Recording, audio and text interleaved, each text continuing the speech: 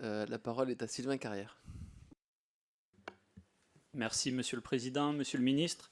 Dans le projet de loi finance, vous dites inciter les collectivités à verdir leur investissement et orienter massivement ceux-ci en faveur de la transition écologique.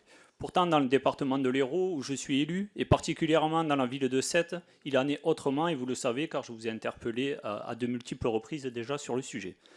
À défaut de verdir les mobilités, la mairie construit des parkings supplémentaires en plein cœur de ville pour un montant de plus de 12 millions d'euros. Des arrachages d'arbres, des embouteillages à outrance, pas de mobilité alternative à la voiture individuelle et selon de nouveaux éléments, un impact sur l'aquifère sous-évalué.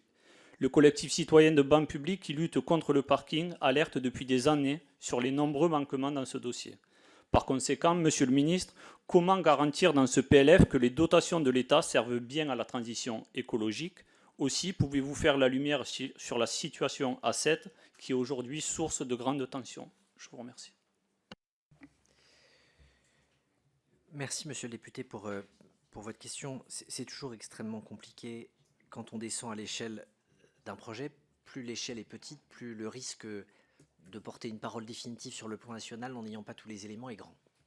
Les éléments qui m'avaient été transmis il y a quelques mois, y compris sur les transplantations d'arbres de manière à éviter de les couper si on parle bien du même sujet, la façon dont ça dégageait des espaces sur l'espace public par ailleurs pour permettre des élargissements de trottoirs ou de pistes cyclables. J'avoue que cette histoire d'aquifère, je la découvre dans vos propos, donc il y a des éléments qui me manquent. Tout l'enjeu, c'est de faire confiance aux agents de l'État qui, dans les territoires, ont une proximité avec les projets pour être capables de les mesurer. Tous les projets ne font pas l'objet d'un accompagnement du Fonds vert.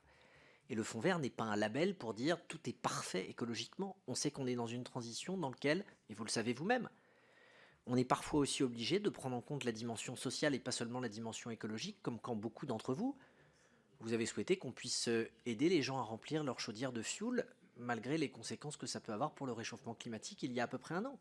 Donc être capable de mesurer ce qui relève de l'ordre de la transition et ce qui relève de l'ordre de l'évolution et de la lutte contre les règlements climatiques, c'est un mouvement que nous devons faire en regardant les deux en même temps. Il n'y aura pas plus de voitures. Dans notre perspective, il n'y aura plus de voitures thermiques un jour, mais on conservera des véhicules permettant les mobilités individuelles.